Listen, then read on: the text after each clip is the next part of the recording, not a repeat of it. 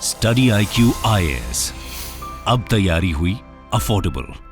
BBC ने साल 2023 जनवरी में अपनी एक डॉक्यूमेंट्री रिलीज की। डॉक्यूमेंट्री का नाम था इंडिया द मोदी क्वेश्चन।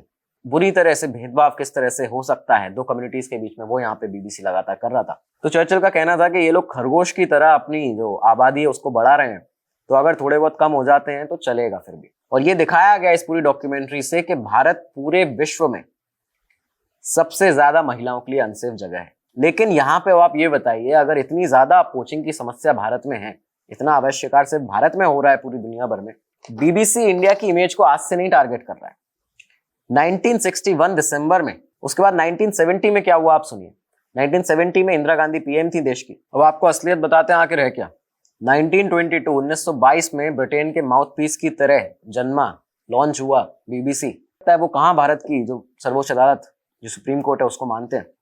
उनके लिए जैक स्ट्रॉ का वो बयान काफी है पूरे वर्ल्ड वाइड भारत की जो छवि है उसे खराब करने के लिए। ये बात निर्मला सीतारमण ने वॉशिंगटन डीसी में पूरे के पूरे जो वेस्टर्न मीडिया थे उनके सामने कही थी। नमस्कार दोस्तों, आप देख रहे हैं स्टडी IQ और मैं हूं वरुण जौहरी। आज इस वीडियो के एंड तक आपको बीबीसी के, ब्रिटिश ब्रॉडकास्टिंग कॉर्पोरेशन की जो पूरी हकीकत है वो आपके सामने आने वाली है, तो इस वीडियो को अंत तक जरूर देखिएगा। कैसे भारत की इमेज को वर्ल्ड लेवल पर, विश्व स्तर पर डिफेम किया जा रहा है, कैसे भारत को विश्व स्तर पर डिमोरलाइज किया जा रहा है, और किस तरह से आज भी भारत को वेस्ट का और ब्रिटिश एम्पायर का स्लेव एक तरह से दिखाया जाता है। तो ये सब आज हम आपको बताने वाले हैं। ऐसा क्या हुआ था 1970 में कि इंदिरा गांधी ने बीबीसी को 2 साल के लिए बैन कर दिया था भारत से। किस तरह से 1960 से लगातार भारत में कम्युनल डिफरेंसेस बीबीसी बनाता हुआ आ रहा है। किस तरह हिंदू और मुस्लिम कम्युनिटी के बीच में नफरत फैलाता हुआ आ रहा है। और ऐसा क्या था पीएम मोदी पर बनी बीबीसी की उस डॉक्यूमेंट्री में, जिसके बाद उस डॉक्यूमेंट्री को भारत से बैन करना पड़ा। तो आपको आज इस वीडियो में ये सब हम बताने वाले हैं। इस वीडियो को एंड तक जरूर देखिएगा। तो शुरुआत करते हैं। बीबीसी ने साल 2023 जनवरी में अपनी एक डॉक्यूमेंट्री रिलीज की। डॉक्यूमेंट्री का नाम था इंडिया द मोदी क्वेश्चन। इस डॉक्यूमेंट्री के 2 एपिसोड थे और इन दोनों एपिसोड में गुजरात के दंगे, 2019 के CAA NRC प्रोटेस्ट और 2020 के दिल्ली के जो राइट्स थे, दिल्ली के जो दंगे हुए थे, इन्हें दिखाया जाता है। लेकिन इन राइट्स में जो लोग मारे गए उनके साथ में आप देखिए किस तरह का भेदभाव यहाँ पे किया गया। इन दोनों डॉक्यूमेंट्रीज में, इन दोनों एपिसोड्स में दिखाया गया इस डॉक्यूमेंट्री के कि यहाँ पे सिर्फ मुस्लिम कैजुअलिटीज हुई है, यहाँ पे हिंदुओं का कहीं जिक्र नहीं हुआ। हिंदुओं को दिखाया गया कि ये एक तरह से आतंकी थे, इन्होंने इन लोगों को मारा है। मुस्लिम जो कम्युनिटी है उसकी सिर्फ कैजुअलिटीज हुई। जबकि बीबीसी ने यहाँ पे कहीं भी इस बात का जिक्र नहीं किया कि इन दोनों दंगों में 350 से ज्यादा हिंदुओं की भी मौत हुई थी। तो यहाँ पे इस तरह से कम्युनल डिफरेंस बीबीसी ने अपनी दोनों जो एपिसोड है इस डॉक्यूमेंट्री की उसमें किया। पहले एपिसोड में बीबीसी कवर करता है गुजरात के दंगों को और दूसरे एपिसोड में CAA NRC प्रोटेस्ट और जामिया में जो वायलेंस हुआ उसको।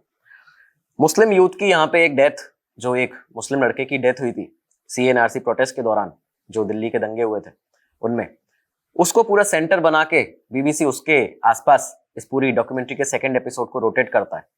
लेकिन कहीं भी उस पूरे दिल्ली के दंगों में ये नहीं दिखाया गया बीबीसी ने अपनी डॉक्यूमेंट्री में कि किस तरह से IB का जो एक ऑफिसर था, जो एक काम करने वाला IB में लड़का था, अंकित शर्मा नाम का, कैसे उसकी लाश नाले में पहुंचती है, उसे बेरहमी से किस तरह से मारा जाता है, किस तरह से पुलिस को बंदूक दिखाता हुआ शाहरुख पठान पुलिस के ऊपर गोलियां चलाता है दिल्ली दंगों के बीच में, CAA NRC प्रोटेस्ट में। ये नहीं दिखाया गया। लेकिन वहां पे लगातार ये दिखाया गया कि सिर्फ मुस्लिम कैजुअलिटीज हुई हैं और हिंदू जो मरे हैं इसमें पूरे दंगे में, उनका कहीं भी जिक्र नहीं किया बीबीसी ने। किसी भी देश के लिए जब ये जो दंगे होते हैं, ये उस देश की सरकार के लिए और उस देश के, उस शहर के शासन प्रशासन के लिए बहुत ज्यादा शर्म की बात होती है, एक शर्मनाक बात होती है। और जब इस तरह से मास लेवल पर बड़े दंगे होते हैं जिसमें तमाम इन्वेस्टिगेशन होनी चाहिए, उसके बाद में कोर्ट जब अपना डिसीजन दे, उसके बाद में जजमेंट आए, तब जाके आपको उस पर अपनी राय दें, उस पर अपना फैसला बनाएं। लेकिन बीबीसी ने यहाँ पे क्या किया कि जब ये पूरे राइट्स होते हैं, जब ये पूरे दंगे होते हैं, तो इस पे उसको कम्युनल कलर देना अपनी डॉक्यूमेंट्री में शुरू किया।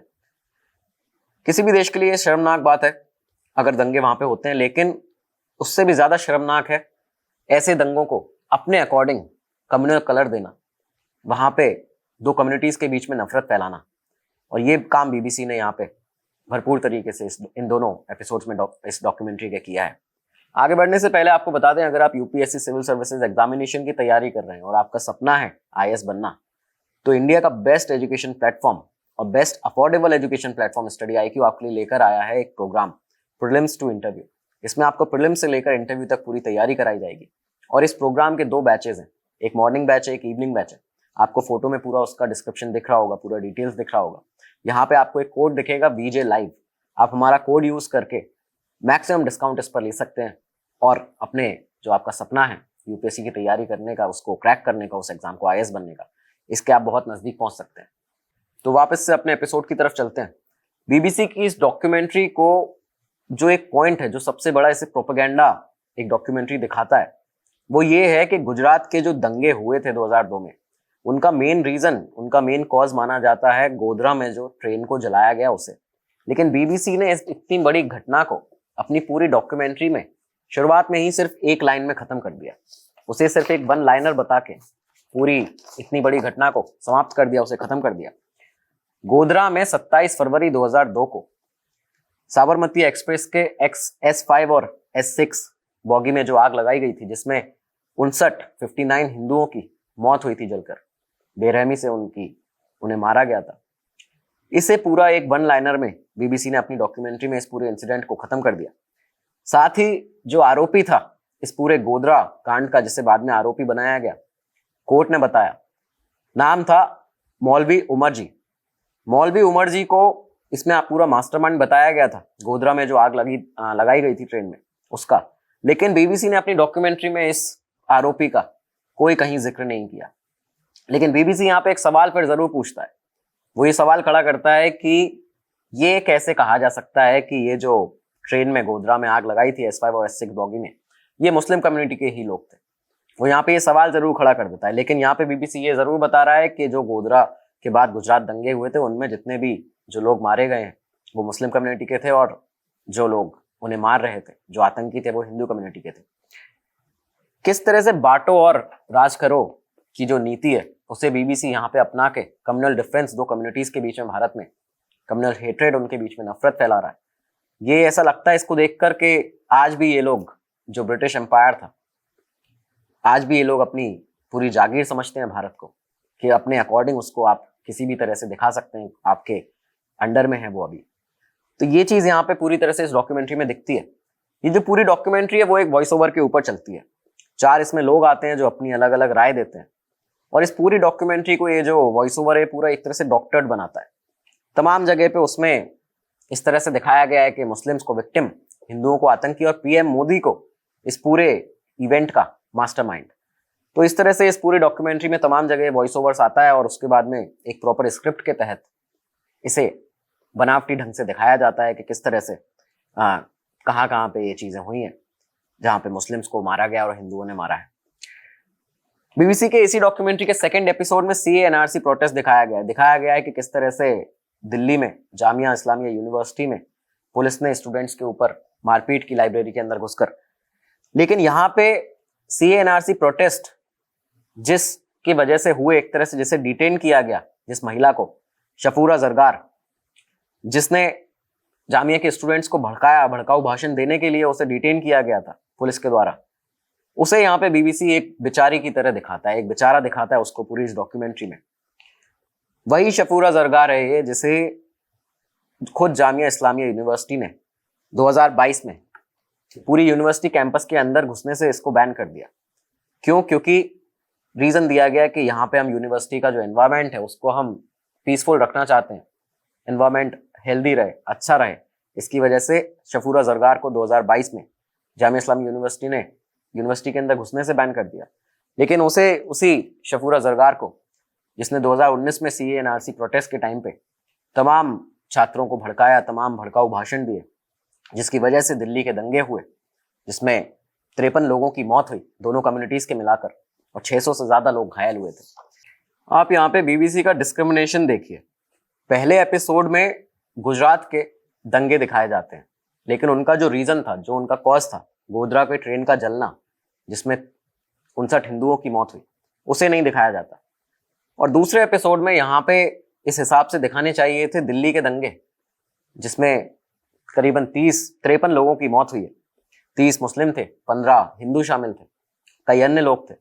ये यहाँ पे दिखाना चाहिए था। यहाँ पे ये दिखाना चाहिए था किस तरह से आईबी के काम करने वाले अंकित शर्मा को बेरहमी से मारा जाता है, किस तरह से आम आदमी पार्टी के काउंसलर ताहिर हुसैन के घर से पेट्रोल बम के जो बोतलें थी वो फेंकी जा रही थी।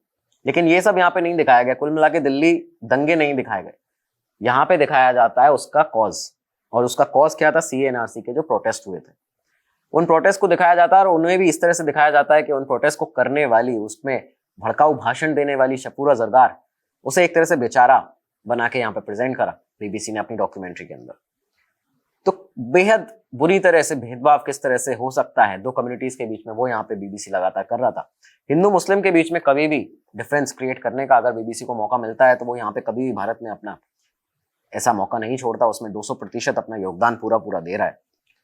बीबीसी की इस डॉक्यूमेंट्री के अंदर ये जो पूरा दोनों एपिसोड है, जब ये रिलीज हुए थे, इसके बाद मिनिस्ट्री ऑफ एक्सटर्नल अफेयर्स के स्पोक्स पर्सन ने इसे बीबीसी की कॉलोनियल माइंडसेट का एक जीता जागता उदाहरण बताया था कि ये पूरा एक कॉलोनियल माइंडसेट का एग्जाम्पल है। अब आप ये देखिए कि ये कैसे ब्रिटिशर्स के बीबीसी के कॉलोनियल माइंडसेट को दिखाता है। पहली बात तो ये कि ये एक नॉर्मल जेलसी है बीबीसी, क्योंकि एक ब्रिटिश ब्रॉडकास्टिंग कॉर्पोरेशन है, एक ब्रिटिश ऑर्गेनाइजेशन है। तो ये पहली बात एक नॉर्मल जेलसी है कि किस तरह से हमारे अंडर तमाम सालों तक रहे लोग, हमारे नीचे दबकर रहे लोग आज वर्ल्ड वाइड जाने जा रहे हैं। तो एक नॉर्मल पहली बात जेलसी है। इसी के बाद दूसरी चीज यहाँ पे आप ये देखिए कि किस तरह से आज भी ये जो कॉलोनियल माइंडसेट है उसका उदाहरण ये कैसे पूरी डॉक्यूमेंट्री बनती है। यहाँ पे इस पूरी डॉक्यूमेंट्री के अंदर इसका जो बेस बनाया गया है वो बनाया गया है उस समय के 2002 में जब गुजरात दंगे हुए, गोधरा ट्रेन का हादसा हुआ। उस समय यूके के जो फॉरेन मिनिस्टर थे जैक स्ट्रॉ, उनके स्टेटमेंट को यहाँ पे पूरा इसका मेन बेस बनाया जाता है, स्ट्रॉन्ग बेस। ऐसा दिखाया जाता है कि जैक स्ट्रॉ एक तरह से इस पूरे जो ये इवेंट हुआ 2002 में जो दंगे हुए भारत में, उसकी अथॉरिटेटिव पर्सनैलिटी है। ये उसमें एक अधिकार रखते हैं और जो फैसला निकलेगा वो इनकी तरफ से निकलेगा। इसमें जैक स्ट्रॉ का एक स्टेटमेंट बताया जाता है कि हम ये तहकीकात कर रहे थे, हम ये इन्वेस्टिगेट कर रहे थे कि भारत में ये जो 2002 में गुजरात के दंगे हुए हैं इनमें पीएम मोदी कितने रिस्पॉन्सिबल है, कितने हद तक वो शामिल है। लेकिन आप ये बताइए, आप ये किस हिसाब से यहाँ पे किस हक से इन्वेस्टिगेशन कर रहे थे? यूके में हर साल रेसिज्म से कितने लोगों की जान जाती है, कितने लोग मारे जाते हैं, इसकी आपके पास रिपोर्ट नहीं है, लेकिन आप यहाँ भारत की रिपोर्ट जरूर बना रहे थे। बीबीसी ने कई सारी डॉक्यूमेंट्रीज, कई सारी जो तमाम न्यूज डॉक्यूमेंट्रीज ये भारत के ऊपर बनाई, लेकिन कभी भी यूके में 2 साल तक 2 बार 2 टर्म तक वहां के पीएम रहे विंस्टन चर्चिल, उनके ऊपर कभी कोई डॉक्यूमेंट्री नहीं बनाई। वही विंस्टन चर्चिल जिसे भारत के 30 लाख लोगों की मौत का जिम्मेदार माना जाता है, उनके नरसंहार का जिम्मेदार माना जाता है। बीबीसी ने कभी भी बंगाल फेमाइन में किस तरह से विंस्टन चर्चिल ने जमाखोरी की थी अनाज की, और जिसकी वजह से भुखमरी से भारत में करीब 3 मिलियन लोग, 30 लाख लोग मारे गए थे, इसकी कभी चर्चा नहीं की, कभी इसका जिक्र नहीं किया, कभी इस पर कोई डॉक्यूमेंट्री नहीं बनाई। ये वही चर्चिल जिन्होंने वर्ल्ड वॉर के टाइम पे अनाज की जमाखोरी की थी। भारत से अनाज जाता था वहां पे, ये उसको जमाखोरी करते थे, उसकी और भारत भेजते नहीं थे। यहाँ पे तमाम सारे लोग बंगाल फेमाइन के टाइम पे मारे जाते हैं इससे भारत में। और साथ ही आपको बता दें कि जब विंस्टन जो चर्चिल के जो दोस्त थे और साथ ही उसके जो बचपन का जो दोस्त था और भारत का चर्चिल की तरफ से सेक्रेटरी था लियो अमेरी, जब उसने कहा था चर्चिल से कि भारत की इस समय हमें मदद करनी चाहिए, तो चर्चिल का कहना था कि ये लोग खरगोश की तरह अपनी जो आबादी है उसको बढ़ा रहे हैं, तो अगर थोड़े बहुत कम हो जाते हैं तो चलेगा, फिर भी इसमें कोई बुरी बात नहीं है। तो इस तरह की उसकी राय थी, इस तरह का उसका पूरा रवैया था भारत के प्रति। लेकिन कभी बीबीसी ने इसको अपनी किसी भी डॉक्यूमेंट्री में नहीं दिखाया, इसके ऊपर किसी भी तरह का एक न्यूज आर्टिकल पब्लिश नहीं किया। तो ऐसा किस तरह से ये जो पूरा उदाहरण है बीबीसी की कॉलोनियल माइंडसेट का एक जीता जागता परिचय है। रॉयल फैमिली का जो ड्रामा चलता है यूके के अंदर, जो उनकी मोनार्की चलती है, जो सरकार के अंदर दखल चलता है, उसके ऊपर कभी कोई डॉक्यूमेंट्री नहीं बनाई जाती। लेकिन भारत में अगर कुछ कहीं हो रहा है तो उसमें बीबीसी अपना पूरा पूरा इंटरेस्ट दिखाता है। यहाँ पे इंडिया में जब भी कुछ हो, चाहे वो सीए एनआरसी प्रोटेस्ट हो, चाहे फार्मर्स प्रोटेस्ट हो, चाहे आर्टिकल 370 का हटना हो, चाहे आपका कोविड की सिचुएशन हो, लगातार बीबीसी ने अलग अलग आर्टिकल्स दिखाकर वर्ल्ड वाइड इंडिया की इमेज को, उसकी छवि को विश्व स्तर पर खराब करने का पूरा पूरा प्रयास किया है। इंडिया को हमेशा इसलिए टारगेट करता है बीबीसी क्योंकि यहाँ से अगर आपको पॉपुलर होना है, आपको पॉपुलैरिटी गेन करनी है, तो आप भारत को टारगेट करिए। ये उसका एक पूरा एक मानना है एक तरह का। क्योंकि बीबीसी ने एक डॉक्यूमेंट्री बनाई थी, इंडियाज डॉटर, निर्भया जो केस हुआ था हमारे भारत में, निर्भया रेप केस, एक बेहद शर्मनाक इंसिडेंट था वो हमारे लिए। लेकिन बीबीसी ने यहाँ पे उस पर एक डॉक्यूमेंट्री बनाई और उस डॉक्यूमेंट्री में इन्होंने क्या किया कि 4 जो आरोपी थे, जो 5 आरोपी थे, उनका इंटरव्यू किया। उन 5 आरोपी में से एक आरोपी ऐसा था जिसके इंटरव्यू करने की परमिशन नहीं थी, लेकिन फिर भी उस डॉक्यूमेंट्री के बीबीसी की उसके डायरेक्टर प्रोड्यूसर्स ने बिना परमिशन के उसका इंटरव्यू किया। जिसके बाद ये जो डॉक्यूमेंट्री थी उसे रिलीज किया गया और जब ये रिलीज हुई तो भारत में इसे बैन कर दिया गया, क्योंकि ये जो आरोपी था इसके इंटरव्यू को लेने का यहाँ पे परमिशन नहीं थी, उसके बावजूद ये लिया गया। और ये दिखाया गया इस पूरी डॉक्यूमेंट्री से कि भारत पूरे विश्व में सबसे ज्यादा महिलाओं के लिए अनसेफ जगह है, सबसे ज्यादा अनसेफ देश है। इस तरह का यहाँ पे दिखाया गया। अब भारत में जब ये डॉक्यूमेंट्री बैन हो जाती है, उसके बाद में शुरुआत में क्योंकि डॉक्यूमेंट्री ज्यादा चली नहीं, लेकिन जैसे ही भारत ने यहाँ पे इसको बैन किया, इस डॉक्यूमेंट्री को वर्ल्ड वाइड पब्लिसिटी मिली, पॉपुलैरिटी मिली, इसका तमाम प्रमोशन हुआ, अलग अलग देशों ने इसको देखा और उसके बाद बीबीसी ने इससे भरपूर बहुत सारा पैसा कमाया, बहुत उसे फायदा हुआ। बीबीसी ने साल 2017 में एक डॉक्यूमेंट्री बनाई काजीरंगा नेशनल पार्क के ऊपर। इस डॉक्यूमेंट्री में था कि किस तरह से भारत में पोचिंग होती है, किस तरह से अवैध शिकार होता है, और ये दिखाया गया कि अगर वर्ल्ड वाइड पूरी दुनिया भर में कोई देश है जहां पे पोचिंग की जो समस्या है, अवैध शिकार की, ये सबसे ज्यादा है, तो वो देश भारत ही है। ये डॉक्यूमेंट्री रिलीज की जाती है और इसी के बाद बीबीसी के ऊपर भारत सरकार ने 5 साल का बैन लगाया, भारत की इमेज को डिफेम करने का वर्ल्ड वाइड। इसके चलते उसके ऊपर 5 साल का बैन लगता और ये बैन था किसी भी नेशनल पार्क में बीबीसी अब शूट नहीं कर सकता था 5 साल तक। आपने बीबीसी डॉक्यूमेंट्री बना दी, ठीक है, लेकिन यहाँ पे आप ये बताइए, अगर इतनी ज्यादा पोचिंग की समस्या भारत में है, इतना अवैध शिकार सिर्फ भारत में हो रहा है पूरी दुनिया भर में, तो कैसे हमारे जो नेशनल पार्क्स, हमारी जो वाइल्ड लाइफ सेंचुरी है, वो सबसे ज्यादा पॉपुलेशन, वर्ल्ड की लार्जेस्ट पॉपुलेशन स्वैम्प डियर्स की, एशियाटिक बफेलो की और 1 हॉर्न राइनोस की, वो पूरी इतने 3 जानवरों की जो सबसे ज्यादा आबादी है, वो पूरे दुनिया भर में सिर्फ भारत में सबसे ज्यादा रहती है और सुरक्षा के साथ में ये यहाँ पे रह रहे हैं, पनप रहे हैं। तो किस तरह से आपको ये लगता है कि जो पोचिंग की समस्या है वो सिर्फ भारत में सबसे ज्यादा है? वहीं बीबीसी को ये नहीं दिखता कि यूके के अंदर हर साल 50,000 हिरन का शिकार होता है, 50,000 हिरन की पोचिंग होती है, अवैध शिकार किया जाता है, उसके बाद वो मारे जाते हैं। ये बीबीसी को यहाँ पे नहीं दिखता है कि किस तरह से यूके के अंदर खुद उनके देश में जो वहां का डियर है, जो वहां के हिरन है, उन्हें मारा जा रहा है। ये चीज वहां पे बीबीसी को नहीं समझ आती, नहीं दिखती है। खैर, बीबीसी इंडिया की इमेज को आज से नहीं टारगेट कर रहा है। 1961 दिसंबर में जब गोवा को पोर्चुगीज रूल से आजाद कराया गया, तब बीबीसी ने पूरे वर्ल्ड वाइड ये बताया था, अपनी एक न्यूज इसने पब्लिश की, एक बुलेटिन 23 दिसंबर को, जिसमें इसने बताया बीबीसी ने कि जो ये गोवा को आजाद कराया गया है, ये जो लिबरेशन मूवमेंट था, इससे सिर्फ हिंदू भारत के खुश हैं, सिर्फ हिंदू जो कम्युनिटी है वो इससे खुश है, और जो क्रिश्चियन कम्युनिटी है उसका कोई मेजर रोल ही नहीं था इसमें, उसका कोई रोल ज्यादा था नहीं इसमें, उन्हें उस चीज से ज्यादा कोई खुशी है नहीं। ये जो पूरा गोवा लिबरेशन डे हम मनाते हैं, ये जो गोवा को आजाद कराया गया था पोर्चुगीज शासन से, यहाँ पे बीबीसी ने पूरे वर्ल्ड वाइड ये दिखाया गया था भारत की उस इमेज को 1961 में, कि भारत ने एक तरह से गोवा पे अटैक किया है। एक तरह से इस अटैकर के भूमिका में यहाँ पे भारत को दिखाया गया था कि उसने अपने राज्य, जैसे उसने अपना राज्य बनाया गोवा को, वहां पे उसने इस तरह से अटैक किया, उसके बाद उस पर कब्जा किया है। इस तरह की इमेज 1961 में बीबीसी ने दिखाई भारत की। उसके बाद 1970 में क्या हुआ आप सुनिए। 1970 में इंदिरा गांधी पीएम थी देश की। बीबीसी ने एक डॉक्यूमेंट्री लगातार ये टेलीकास्ट कर रहे थे। ये डॉक्यूमेंट्री थी एक फ्रेंच फिल्म मेकर की बनाई हुई।